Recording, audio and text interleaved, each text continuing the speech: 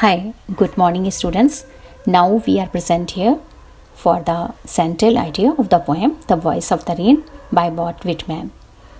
It shows that both rain and poetry hold a significant position on the earth. ज़मीन पर अगर हम देखें तो बारिश की और कविता की दोनों की बहुत महत्वपूर्ण पोजीशन होती है, स्थिति होती है. The rain originates from the bottom of the seas in the form of the water vapours.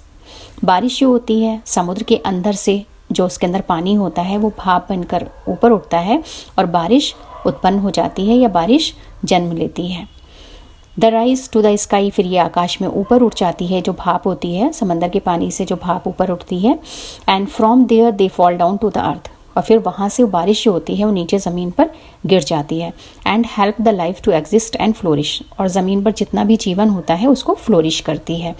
And rain place in nurturing, जितनी भी चीज़ें होती हैं ज़मीन पर उनको नर्चर करती है, जैसे उन्हें फीड करती है या उन्हें भोजन देती है. क्वेंचिंग, उनकी प्यास बुझाती है, जो चीज़ें सूखी होती हैं बारिश में उनकी प्यास बुझ जाती है, जितनी भी नेचर होती है.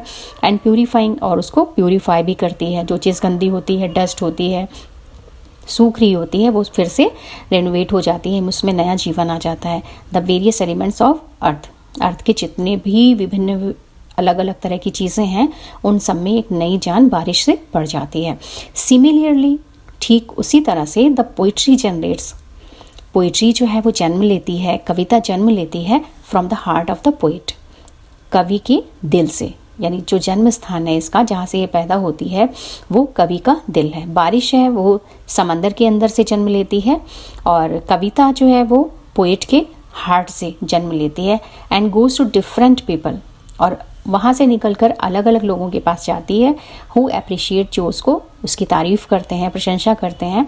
एंड क्रिटिसाइजेस, और उसकी आलोचना भी करते हैं. बट इन द एंड, लेकिन लास्ट में ठीक वैसे ही होता है. Love comes from the all directions. सभी लोग जो कविता को एंजॉय करते हैं, पढ़ते हैं, तो उनकी जो तारीफ़ें होती हैं, उनकी जो प्रशंसा होती है वो वापस पोएट के हार्ट तक या पोएट तक पहुंच जाती है. ठीक उसी तरह से जिस तरह से बारिश समंदर से निकलकर पृथ्वी पर सबको नया जीवन देती हुई फिर से जाकर समंदर में मिल जाती है, ठीक उसी तरह से कविता भी कवि के दिल से निकलकर बहुत सारे लोगों के दिल तक जाती है, दिमाग तक जाती है, और फिर वहाँ से तारीफ पाकर वापस कवि के दिल में आकर समा जाती है.